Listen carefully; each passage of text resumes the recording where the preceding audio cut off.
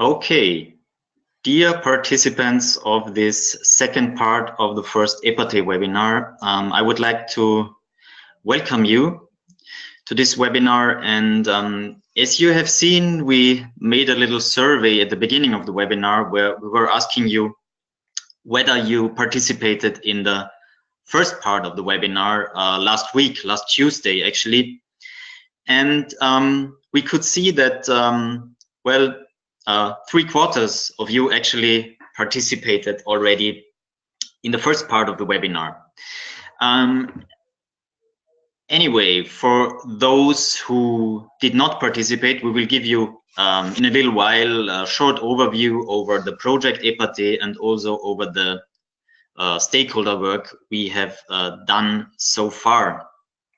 Maybe some organizational issues. This is a webinar where we would like to encourage discussion. So if you have any question, you can use the chat function and type in your questions. We will receive these questions, and at the end of the webinar, probably we will have a short round of questions and answers. Before I give you an overview of the project EPATEE, we would like to ask you another question. And I would like to ask my colleagues to put on the next question of the survey.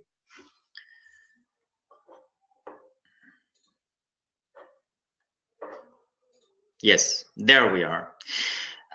So we would like to get an idea from you first of whether you think that evaluation is useful to improve energy efficiency policies. And you can say you strongly agree, which would be the number 1, to strongly disagree, sorry, which would be the number 1, to you totally agree to number 5. So 5 is the highest score. If you agree very much to this statement, please choose number 5. If you don't agree at all, choose number 1. This question will be online just for a few moments, so please make your choice. These questions are intended to just get a picture of our audience and get ideas and get feedback from you on your very general views on evaluation.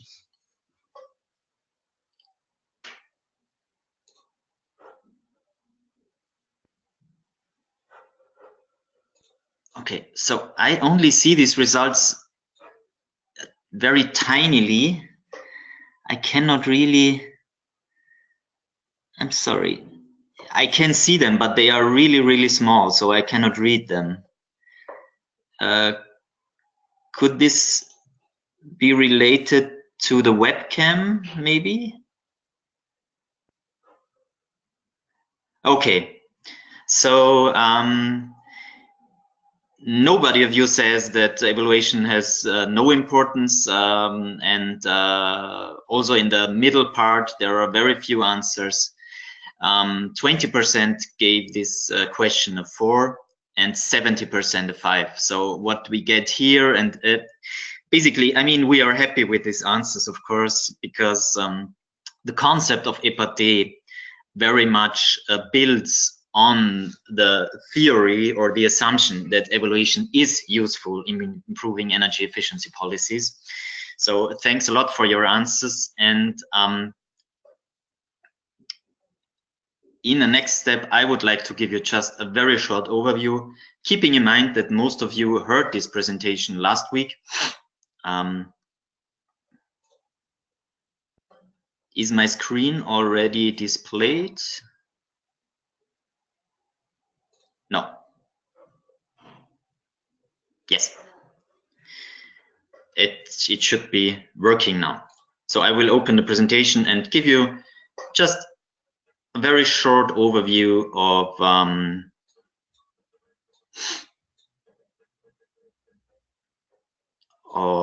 the project EPATEE.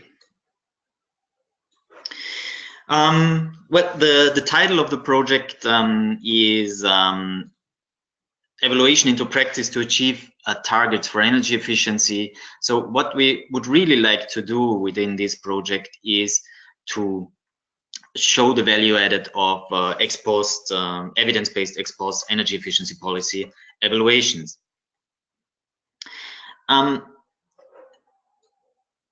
The objectives, and sorry, I just need to, yeah. The objectives of the project and the concept is that, well, in our view, creating favorable conditions for improving the number of effective ex post evaluations has an impact and can lead to better energy efficiency policies and higher energy savings.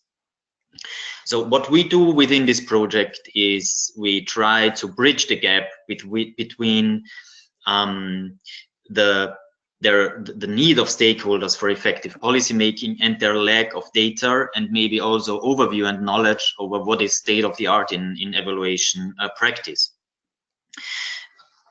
We have in our project, we foresee short-term impacts. Short-term impacts, what we will try to achieve within the project is to really contribute to enhanced evaluation practices. So we try to support stakeholders as much as possible within the project already to improve ex post evaluations.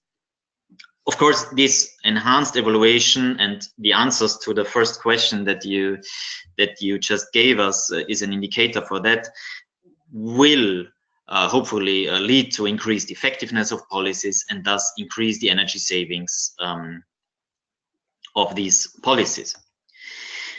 I would like to talk a little bit about the stakeholders in EPATEE and how we structure them along the project.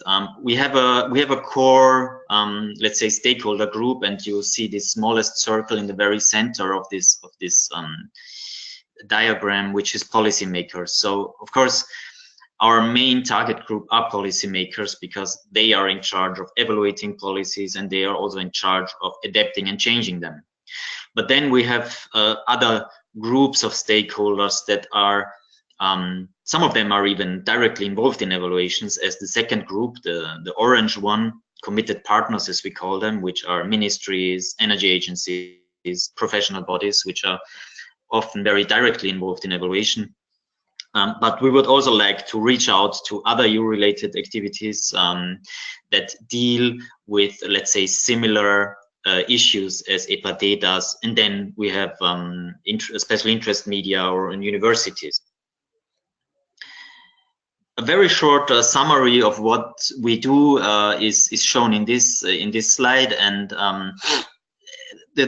the project relies really on two strands. The first one is a stock-taking strand, a strand of looking at what is done at the moment, where can we find best practices, and we did that already, and we did that in, let's say, a bottom-up and a top-down approach. The knowledge base that we created is, let's say, a repository of literature available for evaluation practices. And the case studies, bottom-up part of this strand of the project, is giving really concrete, quite detailed examples of evaluations that already took place, analyzing their effect, analyzing what went well in these evaluations, what could be improved. And we think that creating this knowledge is important, but even more important it is to how we make it available to you or to the stakeholders.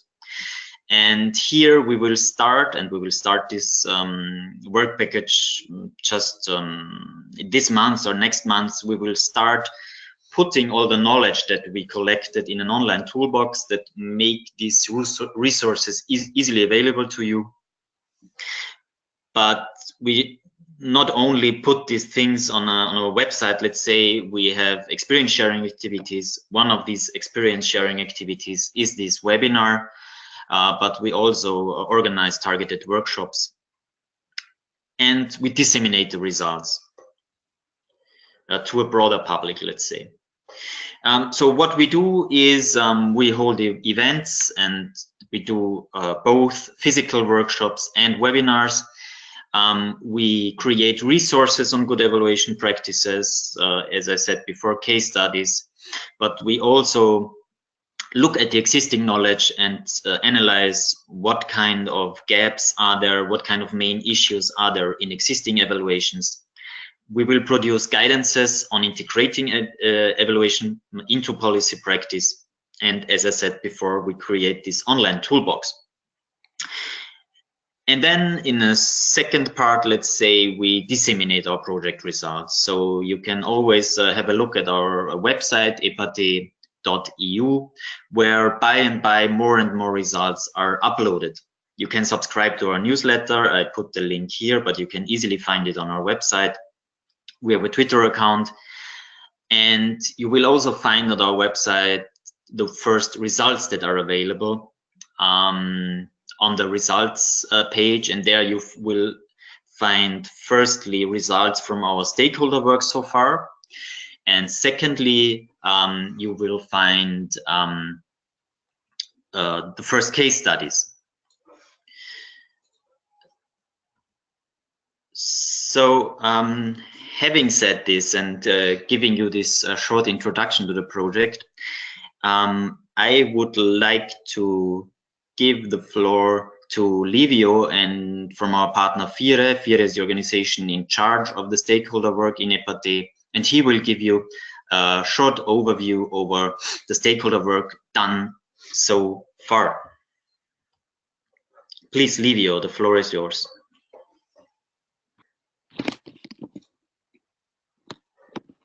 Good morning, everybody. Thank you, Gregor, for the introduction. Today I'm taking the place of Dario Di Santo, who is unable to attend today's meeting. I'll give you a short overview on the stakeholders engagement activities done until now.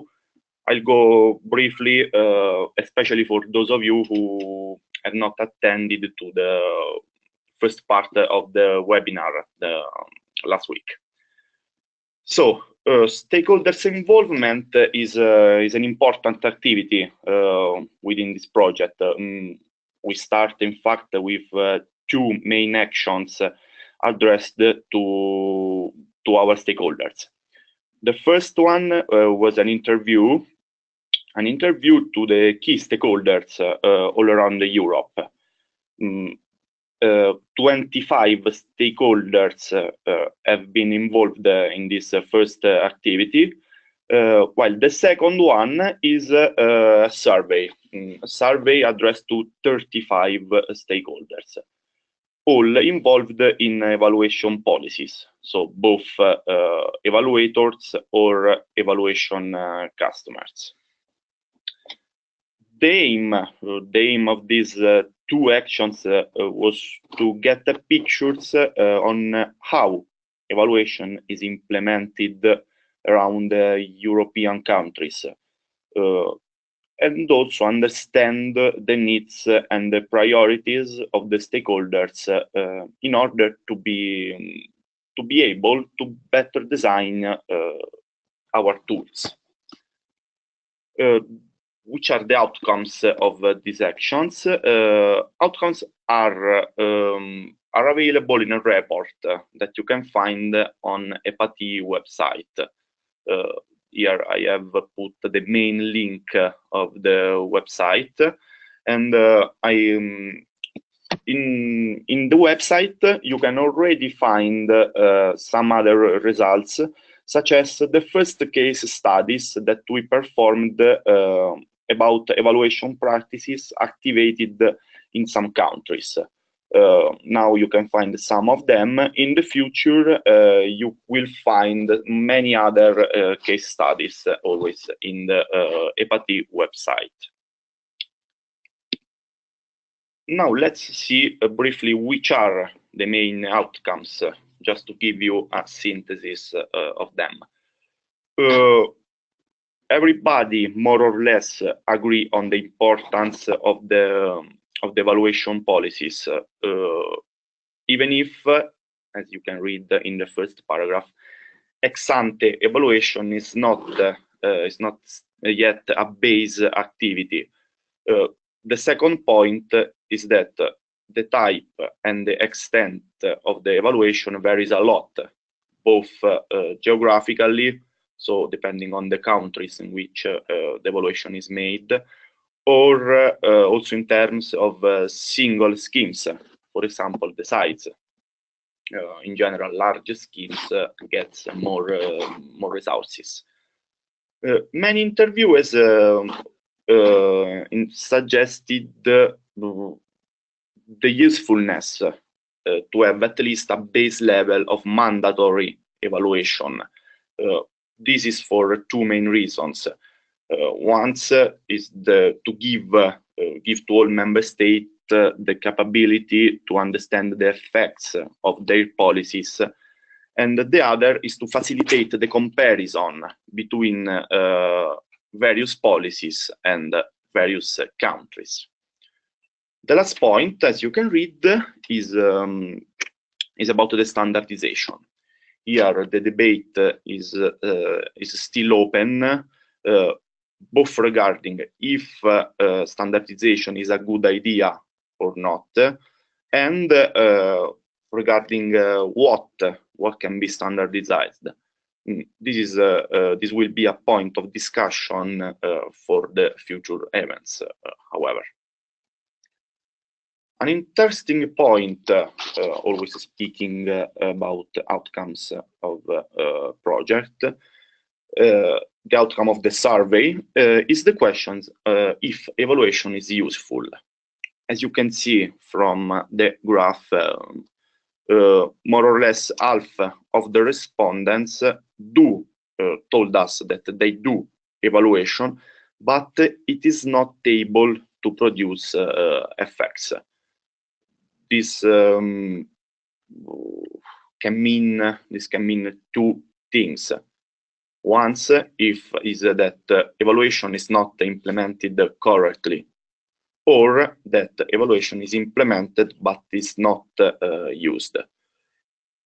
This can be both one or the other, but this is one of the reasons why we implemented this webinar. This is one of the causes of the organization of this webinar. Answer on why evaluation is important and how to convince the policymakers that the results of evaluation are worthy and can improve the already existing practices. Another point, another question was what does evaluation include? You can see from this graph that the first part and the most important parts, the first position, are about energy and cost impacts. It's obvious that we could expect this outcome because energy savings are the most important variables in an energy efficiency intervention. The second one you can see is about the resources and how these resources are spent. Finally, in the last part, you can see the non-energy impacts. Non-energy impacts that, such as, which are these non-energy impacts? Employment, environmental effects, and so on. They are not usually evaluated when an energy efficient intervention is made, but they should have more attention. Why? Because they can help to promote the energy efficiency among policy and decision makers. And at the same level, evaluating these non-energy impacts can help in understanding why this evaluation is so important. Lastly, among the main barriers, stakeholders told us three main barriers. The first is the insufficient financial resources. Also, if evaluation is took in place, and also for the largest schemes. Other one is the lack of interest from policymakers and from public managers. Also, if the evaluation is made in this context, but in many cases there is a lack of interest from the decision makers. And the last one is the lack of data. to evaluate the non-energy effects. So this is what I told in the previous slide. What we expect from today's webinar to understand why and how evaluation is useful for policymakers, and we can do so thanks to the experience of the next two speakers. And another aim of today's webinar is to stimulate exchanges between peers and to know your views on evaluation. To do so, we have already sent you some questions, and we'll send you another two mini surveys during this webinar, because it's important also to know your view about this topic. So I invite you to write in the chat, apart from answer to the next questions, also to write in the chat if you have some questions or consideration. I wish you would stay tuned with our activities. So within EPATEE project, you can stay tuned both from newsletter, and here is the link to subscribe our newsletter, or you can write us to these mail addresses. So I thank you for your attention, and I'll give you the floor to Gregor and to the main important part of the webinar with our two speakers. Thank you.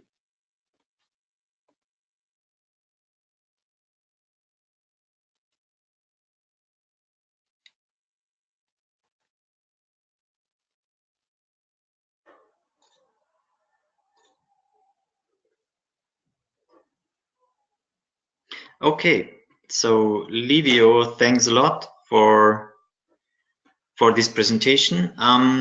Before we start with, sorry, my webcam was not, here I am again. Thank you, Livio, for the presentation. Before we go on and start with the two examples, we would like to ask you 3 more questions, and I would again like to ask the colleagues to put them online. So we will have another very short survey.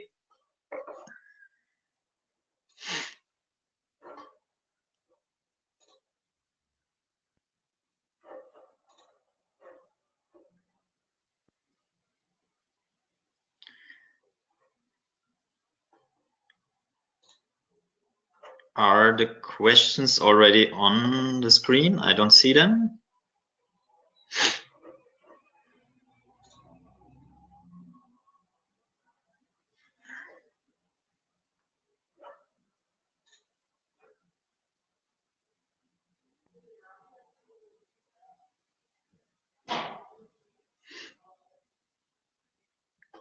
Okay, because I cannot see anything, so I don't know actually which of the questions is online at the moment. I'll just try to, no, I don't see them. Oh, well, again, it's very tiny, so I think I will stop my webcam transmission, because otherwise I will never see the first question. Did you already take part in an evaluation? And the majority of you, as far as I can see, says no. No, sorry. The majority says yes. As for the second question,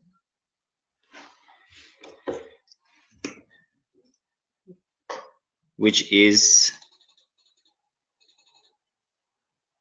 did you already take part? We covered this one.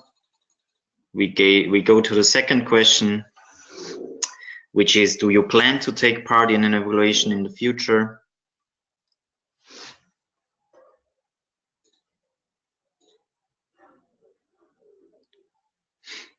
And I will just wait until we see the results of this one. So most of you are experienced in evaluation practices.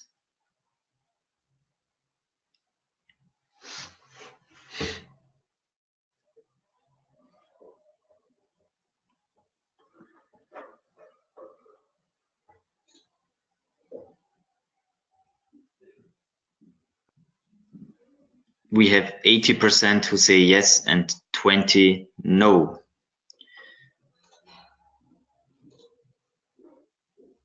And then I think the last one is, are you interested in the results of evaluation of energy efficiency measures?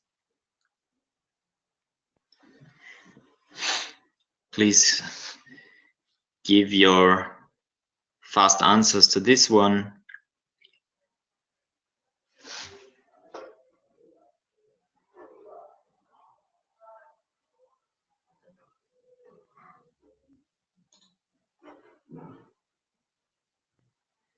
Yes, so we see now the last question on the screen.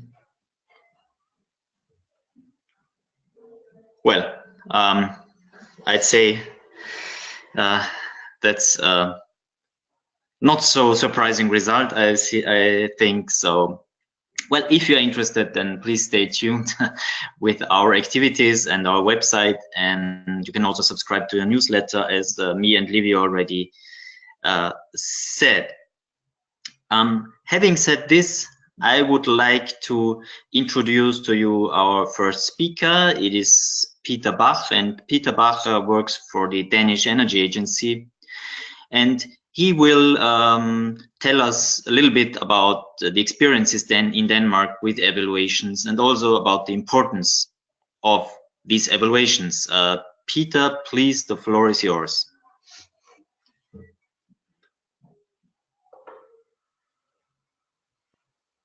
Hello, can you all hear me?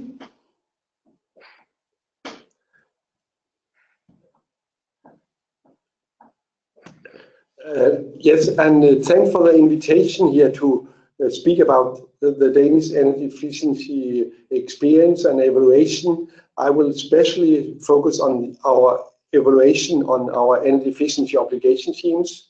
We have had energy efficiency obligation in Denmark since 2006, and we have worked in different phases for this program to develop it over time. And but before I start, I would like to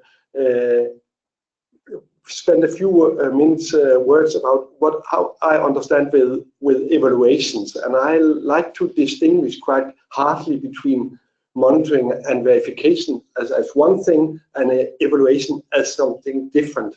Monitoring and verification is done on a daily basis in most programs. It's very often made by the obligated companies or the public authorities or both.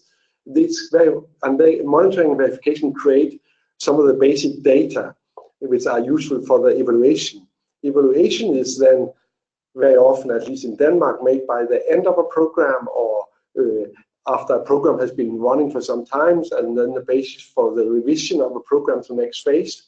We do evaluation in Denmark by open tendering procedure, so it's made by independent consultants, and they compete to come with the best tender to do the evaluation. And for me, evaluation is very often has to be independent of the program managers. So that's just my understanding, and I think it's useful to have that in place. The Danish Energy Efficiency Obligation Scheme, as I said, has been running since 2006. We have set the rules in voluntary agreements with the companies, and the first agreement was for a 4-year period, and then for 3 years period and 3 years, and the last one now is for 5 years. We have had independent evaluations in each of the periods, and we have used these recommendations coming out of the evaluation to update the rules for the next period. So the first period for 2006 to 9, we had an evaluation which were published, finalized in December 2008. Second period, a new evaluation published in May 2012. Then we also have the last evaluation published in March 2015. For the last period, we have not decided yet when the evaluation will come and how that should be. And just to give a few examples, in the 2008 evaluation, there was some recommendations.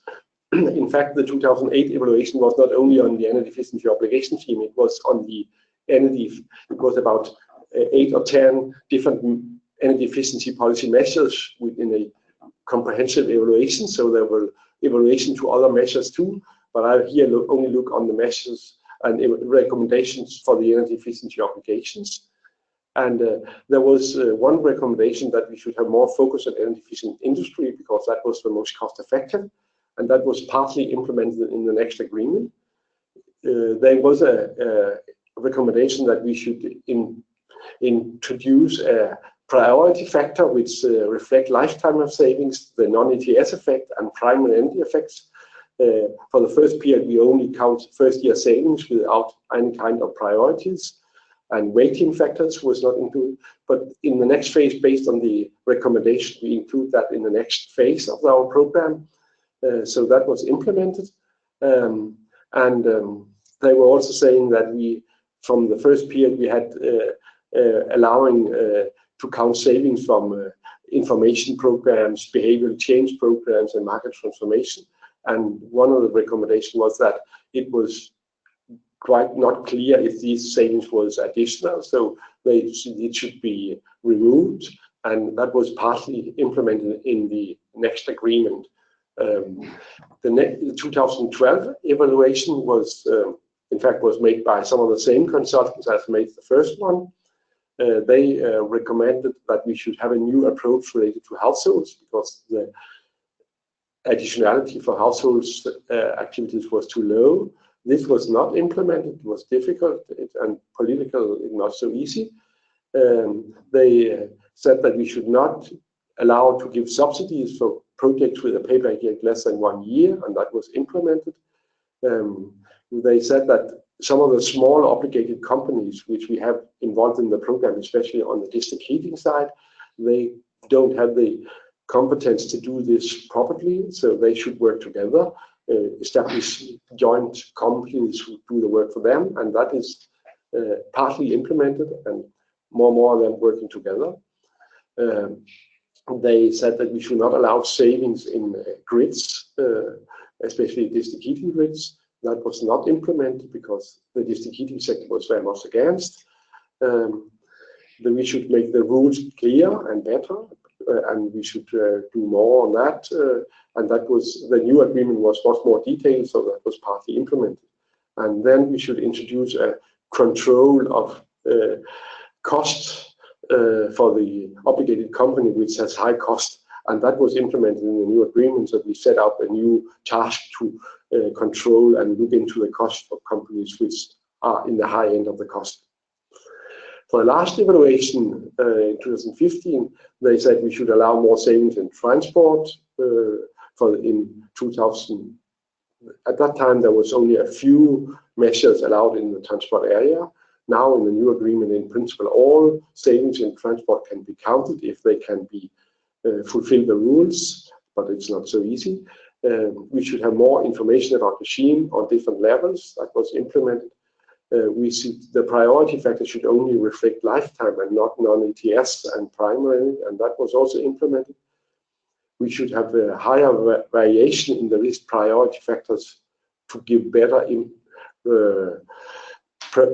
give priority with savings for long lifetime in building sector. That was not implemented. We should consider a central database for all projects. We are looking at that, but it's not implemented yet. And we should consider to move the obligation to the retail sales company. Today, the Danish obligation are on the distribution companies. It was not implemented, but if the program will continue after 2020, I think we will implement that. But and then we should give special support to savings, which is based on consulting to the consumer and not only subsidies. The evaluation said that the additionality of the project is bigger if there has been a consulting activities related to the consumer and not only a subsidy. So we should try to give special incentives to do consulting. That has been very much discussed, and we have also tried to reflect it in the new rules, but it's very difficult to distinguish between savings in this way, so it's not fully implemented. And then we should consider common rules for tendering out. If the obligated company want to tender out their projects and their activities, that should, and today we only had that they should fulfill the general tendering rules set by EU, and of course all contracts will be market based on transfer pricing and market based. So just to give this as some examples that what have the evaluation has coming up with a recommendation. We have looked into them, and some of them has been implemented in next phase, and some of them has not. And what have we learned then? Yeah, first, I think if the results and the recommendation should be useful for the next phase, we should secure that the evaluation questions are relevant for the revision of the programs. When we send out a tendering for evaluation, we set up some questions which should be answered in the evaluation, and so it's really important that when you set these questions, that should be the focus area for evaluation, you from the beginning are aware that are they relevant for the revision of the program. The second point is that the obligated parties and the stakeholders and the end users should be involved one way or the other in the evaluation process. So that's important. And then finally,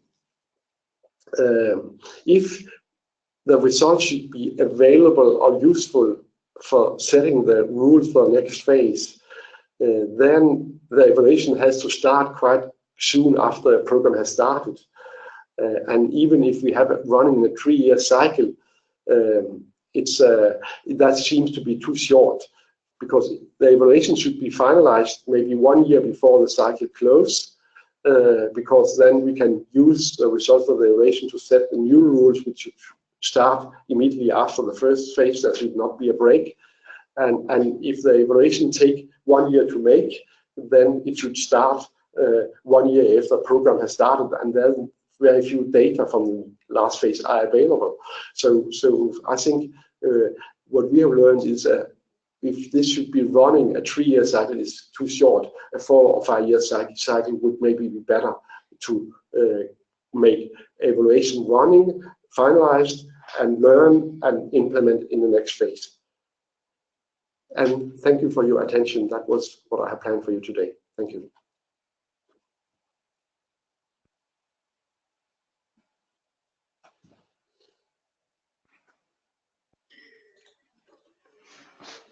So, Peter, thanks a lot for your presentation.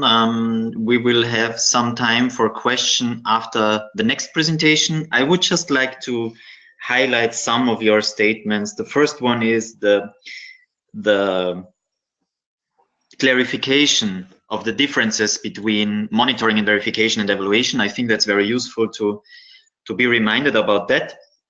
The second one is that it was really a good example that evaluation leads to recommendations and also to changes in the policy, which should be the final end of evaluations.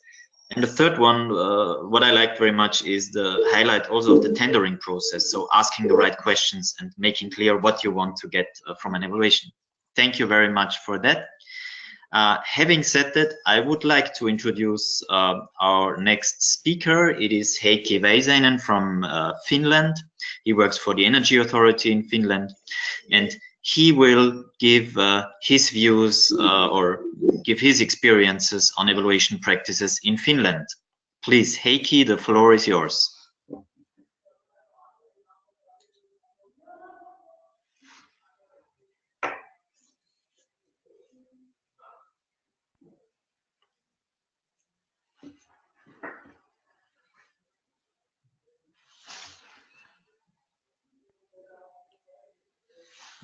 See if I can share the slide.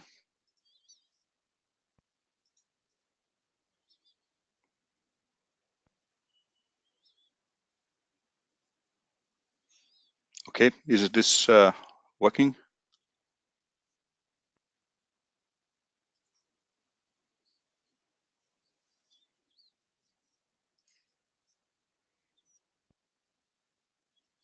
I have to get some feedback from Valentina.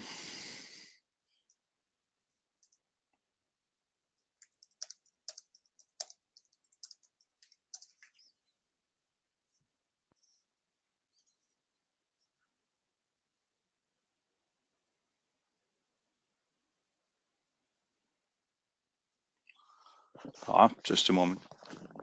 Juha.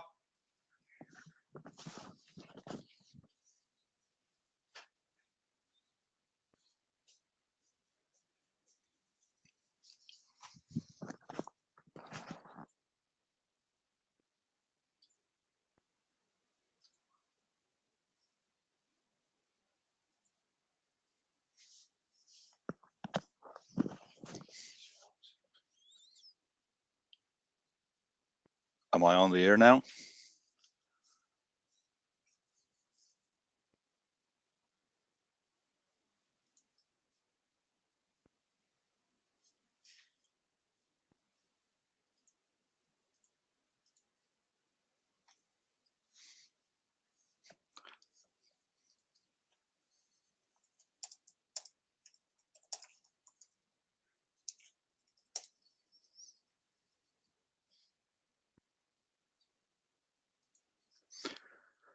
Okay. I have a bit different experience, feedback from Finland compared to Peter. Evaluations, let's say broadly speaking, there are two ways or two viewpoints that we have, and what we prefer to do is this continuous exposed evaluation process. And what I meant by this is that we are continuously analyzing the data which is provided by a comprehensive monitoring and verification system. So it's not just M&V, but it's really continuous analysis of the situation. And the other option would be this evaluation projects that take place every 3-5 years, could be ex ante periodical during the operation of the scheme, or exposed, these exposed that we are now discussing. And these are normally based on separate contracts. There's a tendering round, but what is should be understood that they really demand a lot of our resources, our input, if we want to ensure that the evaluation has high quality and the results are realistic. It's very difficult to find a consultant that would be so on top of the issue that could actually carry out the work without our very strong interference in the process. If I look at some evaluations based on literature or even questionnaires, I said it's 5 to 10% of that information is faulty, and this should have a very strong bilateral discussion with the evaluators. Both these have pros and cons. Neither is free of charge, and small schemes can't carry high evaluation cost, and that's one problem for a small country. Could be carried out also these by in-house people or contracted consultants, and there have to say that the independency can be questions on both. So contracted consultants, they really sing the songs that the client wants, if that's the case. What is really critical is the criteria against which the evaluation is done. So if we don't agree on the criteria, we won't agree on the results. That's one clear thing. What we have and what we do is we have a continuous evaluation. So this is really evaluation, not just M&V, that we do annually. We have that in place more or less in all major schemes.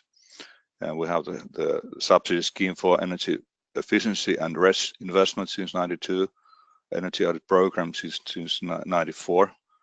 And we have energy efficiency agreements. We have 3 periods: first '97, 2007, second 2008 and 2016, and now we are running the third one, 17 until 25. And the in addition to continuous evaluation, we are in contact with the energy auditors, with the client companies, municipalities continuously. So at least once a year there's a common event. So let's say that comparing this annual evaluation and this project-based evaluations, we really don't need anyone, no intermediates to collect and deliver their messages. Most of the companies, they call me, I'm not Heikki, they call me by my nickname and they know my phone number. See, we have very low level of let's say it's not a high barrier to contact us. About the anti-exposed evaluations, we have some schemes that have been evaluated ex-post by independent evaluators several times for various reasons. And then in all, let's say, lawmaking processes, an ex-ante evaluation in Finland is mandatory, so that cannot be avoided. I think the point here is that ex-ante exposed evaluations do not need to be heavy projects. If you have enough data, you can do evaluation in a few days. Even that's one very good point to remember. If you have continuous M&V that provides good data for these quick ex-ante and exposed evaluations. Why we do it is just explain a bit about the history. Is when we started doing it, when the Ministry of Trade and Industry started financing energy programs, the first attempt was 82, 83, and similar activities 86, 87. And at that time, the typical government program was a 2-year intervention and then something else. This is very bad for business, and there's no really time to establish anything permanent. And then we had another subsidy scheme for energy audit. It was launched in 1992. A year later, National Energy Agency Motiva was established, and the one main task was to develop the subsidy scheme into a comprehensive energy audit program. And Motiva was at that time just a project intended to run 3.5 years. And my conclusion was that if we are not able to show the result, prove the benefits, ensure that there's a very good use of public money, the energy audit program will run that 3.5 years. And then we are going to do something else. And the other conclusion, actually carried out an evaluation on those projects, energy audit projects that had been done during the first years, 2.5 years, and the quality of energy audits varied really a lot. Some were really poor, some were good, and one outcome from the evaluation was that we have to really improve the quality and harmonize the work. Otherwise, the clients will not trust this product, and that will not be able to run longer than this 3.5 years. Some cases that we have had is we have had some experience. The case bad was that we had an energy audit program evaluated around 2004, 2005. And this evaluation was another authority from the government who did it, and there was only one aim: to give evidence on poor performance. And it was a very frustrating project. The data used in that was from the residential sector from years 87, 89, and our audits were carried out in the service sector between years 92, 2002. So totally different sector and totally different time that was used. And there's one question that put forward to the energy audit clients, and it was formulated so that, was the energy audit so good that you would have ordered it even without a subsidy? And because we had been able to improve the quality of the audits, over 50% of the clients said that yes, it was so good that we would have ordered that even without the subsidy. And then the conclusion was that over 50% of the subsidies were just wasted money, because the clients would have ordered the audits in any case. And this just the way how you formulate the questions, you can define also what kind of answers you get and what kind of conclusions you can make. A very good case was ex-post evaluation on the voluntary agreement scheme 97, 2007, because we wanted to have a better period 2008-2016, and very good independent look from the outside.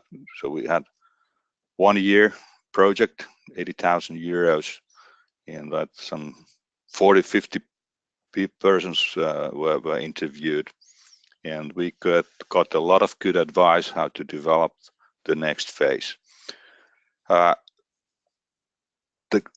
next good was the case not implementing the ex-post evaluation, because the scheme we had 2008-2016 was running really well, and we had a lot of good results from that scheme. We didn't need to question that whether it's actually a good scheme.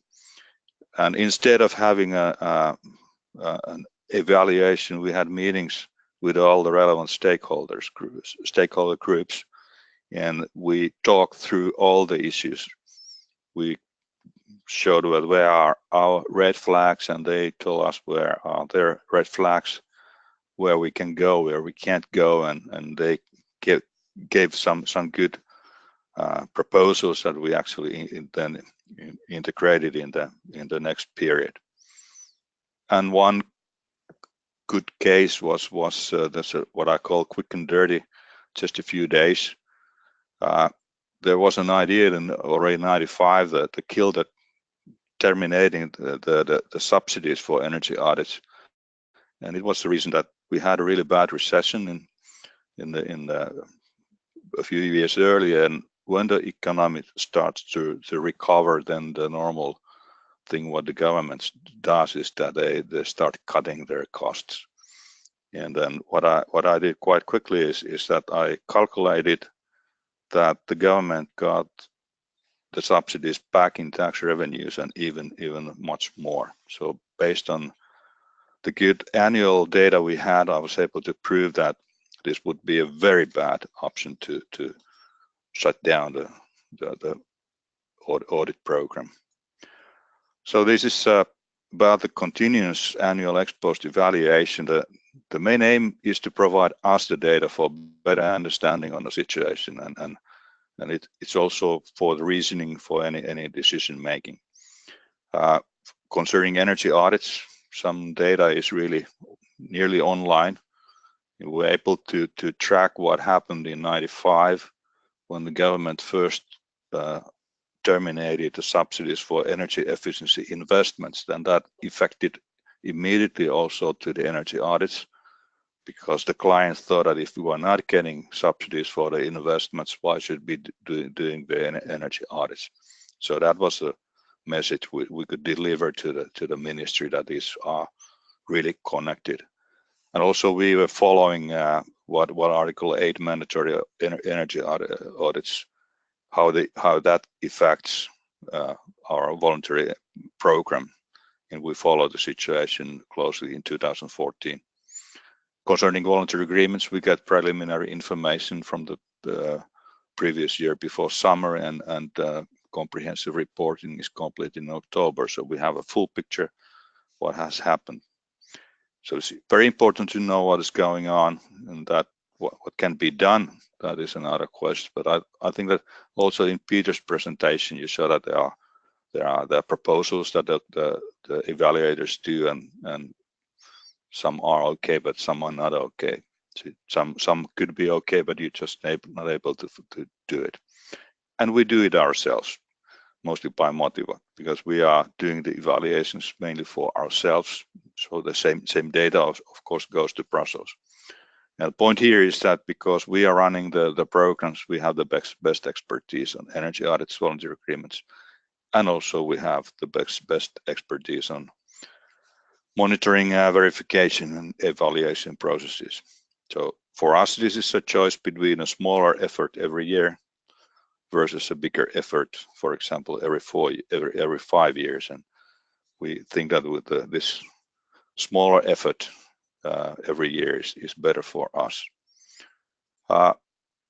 Continuous process or project, I think both are needed. I took this selfie from me and my colleague Pentti Puhakka from the ministry, just to illustrate the fact that if we buy 2 donkeys deliberately for a certain purpose, there's no point evaluating their skills to run a race. So therefore, the criteria against what you evaluate your activities is very important. There was one question about the non-energy effects, and we always include the effect on CO2 emissions in our continuous evaluation. And concerning the energy efficiency subsidies for investments, we also always take into account the employment, both permanent and project time effects. This brings me to the end of my presentation. Thank you.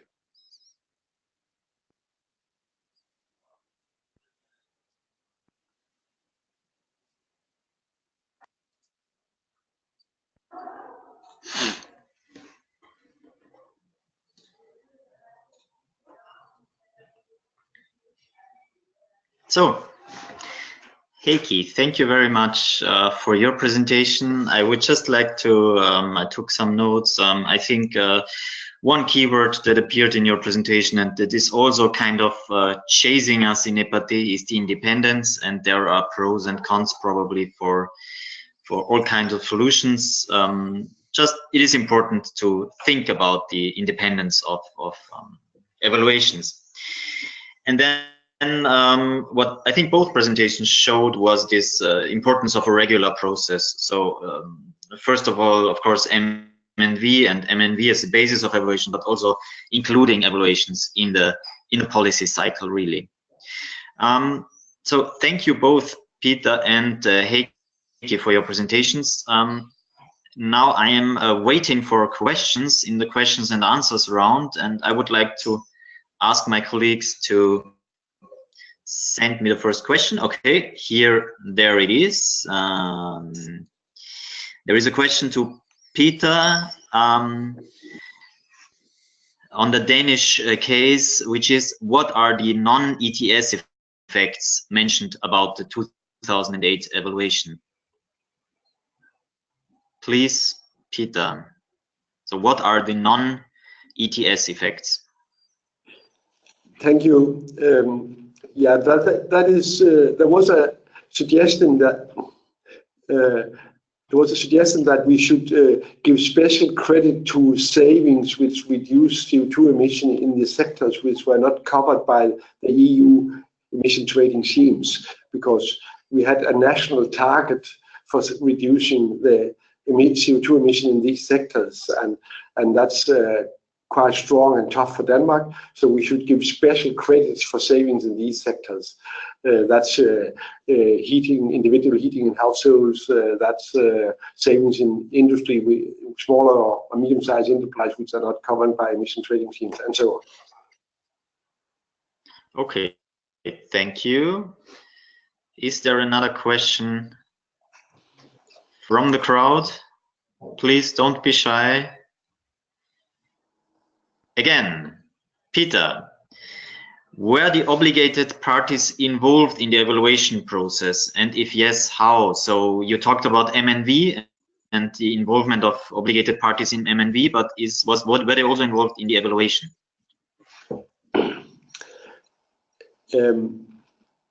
Yes, yeah, they were involved in several phases or part of the project. First, when we should develop the tendering material and the evaluation questions, we discussed that with them. In fact, it was already in the policy agreement which Minister has made by them. There was said what should the evaluation cover and what should be the main element of the evaluation. So that was agreed with them. But when we defined our tendering material with the evaluation question, we also discussed that with the obligated companies.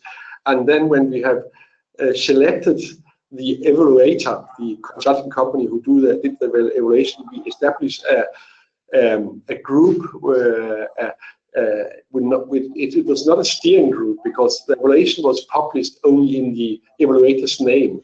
We could not decide what should be in their report. They have to decide themselves. But there was a group where they could discuss and present results and get a feedback. So the obligated companies could give their comments to drafts.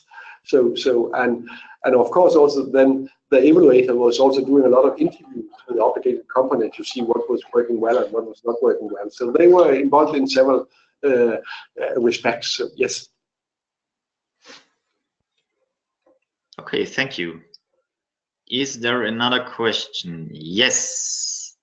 Heikki, I think you will very soon also be able to read it. But the question, I think now you can also read it. I will just read it out to the crowd. Heikki, how to know beforehand what data to collect? Okay, is this okay?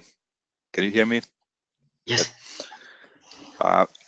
When we first started thinking about the information, I was then working in Motiva, and I thought of what information the ministry would need to be confident that the energy audit program is delivering exactly or even more what they wanted. So I was just listing data that we could collect from the energy audits, and based on that data, what kind of information, indicators and whatever we could deliver to the ministry.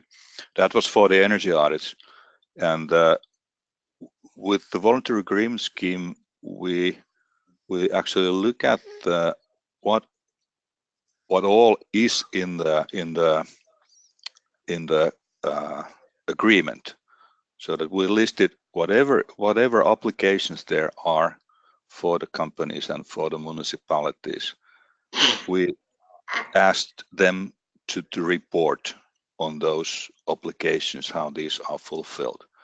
And then we had a discussion with the parties that were negotiating with us, the industrial associations, and they were sort of thinking from their side, from their viewpoint, and what is feasible for their members, for the companies, and that's how we sort of got a good compromise. And we both had red lines, we had red flags at what needs to be reported, and there was something that they said that they will not report. But it was a sort of process that has been continuing for 2 decades now. Yeah. Now, when we now had the new voluntary agreements period from 1725, we dropped something from the reporting that we saw that there's no value with that information. But I think most of the information that we have been collecting is something that when we get a questionnaire from the Commission, we have very good data and we can answer to their questions. Yeah. So basically, it's a process. You cannot know beforehand all the data that you need, but it's experience.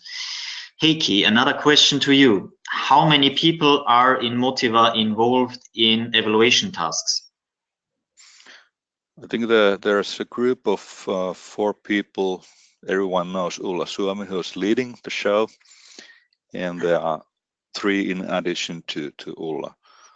And if I'd say that there are 2.5 person years done, and it's mainly the monitoring, verification, evaluation of energy audits and voluntary agreements. But it is actually a quite big investment that we are doing in this field, and we do it annually. Thank you. Peter, were changes made to the EO scheme also based on the feedback from the monitoring? So not from the evaluation, but from MNV. So did you also make changes because of some insights from the monitoring and verification itself? Yes, that's for sure. We also get some feedback, and from when we do our random control checks of what are the failures, what's working well, we also learn something, and that's of course also included when we revise the rules. So it's not only the evaluation who bring input to next phase, it's also the ongoing activities, the ongoing monitoring and verification activities, which are important. Okay, thank you.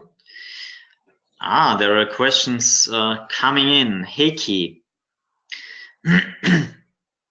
Okay, what do you think are the essential elements to make the monitoring, so monitoring can be used for a continuous annual ex post evaluation? Is there an easy answer to this question?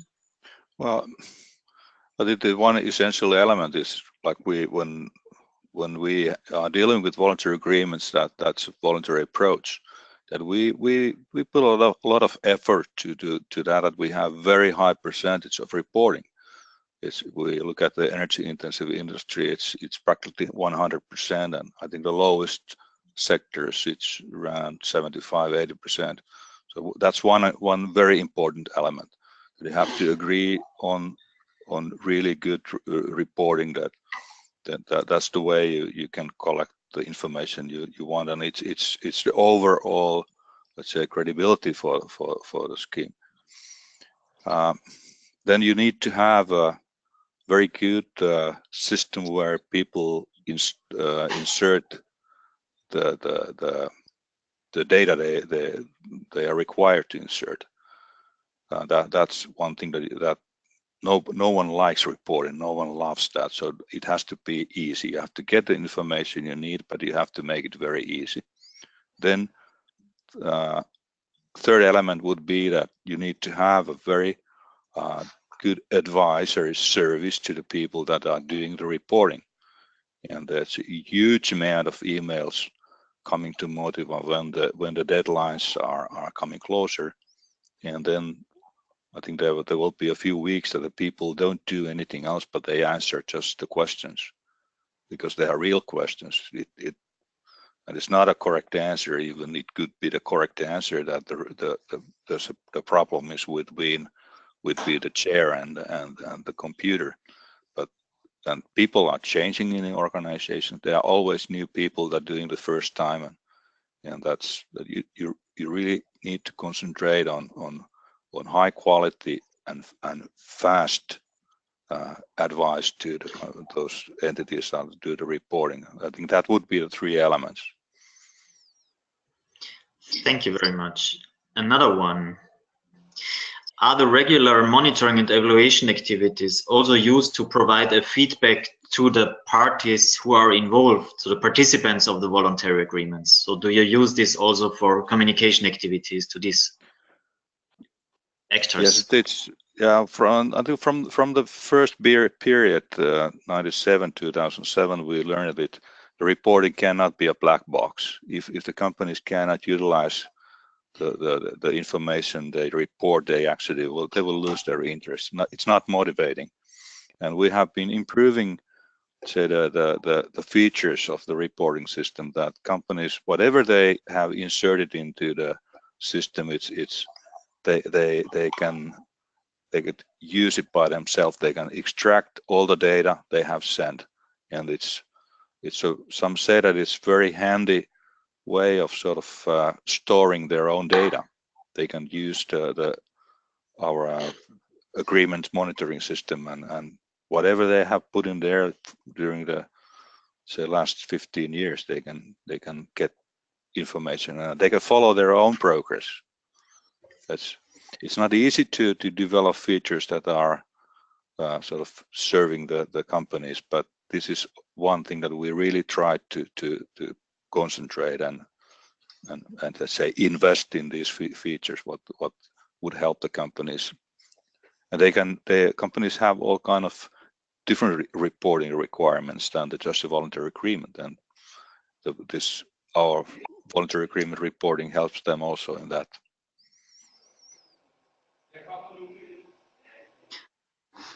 Okay, thank you for that. I think that's also an experience that we make in Austria with the energy efficiency obligation. Should not be a black box, the reporting system. Okay, and then one question, and it might be one of the last questions to both of you. Were the evaluation reports made available to the public? And did you make public communication about the evaluation reports, or were they rather internal documents? If I should start, then Yes. our evaluations, which were independent evaluation made by consultant, they were public. They were sent. There was a summary report too, and they were sent to the minister and to the parliament, so they could see the results. So yeah, they were fully public, and it's also quite clear when you're tendering out and the report is published by the consultants, then we as authority are not always agreeing with all the conclusions. But that you have to live with that. That's and it has to be so.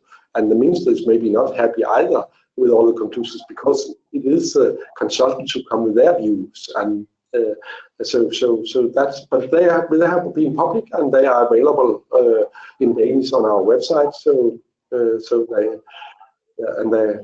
are still available. I don't know. You can find all of the old one on our website today, but they are available. Okay, thank you. Heikki? Yes, they are all public, and you can download the reports from Motiva's website. And I don't use the paper versions and the hard copy versions anymore myself, but I can just go there and they are, since day one when we started making the annual reports, they are all available there, and we advertise quite broadly the results. So it's detailed information in the annual reports, and then you can, the summary versions have different material, but we really advertise a lot of the results, because that's the way let's say all the politicians and people in the ministry, they just they're not interested in the reports. They are interested in just few figures, and this is how we try to sort of advertise it. It's all public. It's all public. It has been public since the beginning. Okay, so thank you very much. I think actually this was a perfect last question. So communicating the results is also important. Having said this, we started a little bit late, but I think we are completely in time now, and I would not longer hold you back from having lunch, or maybe already had lunch. I haven't. So I would like to end this webinar, and I would like to thank, first of all, of course, Peter and Heikki very much for their contributions.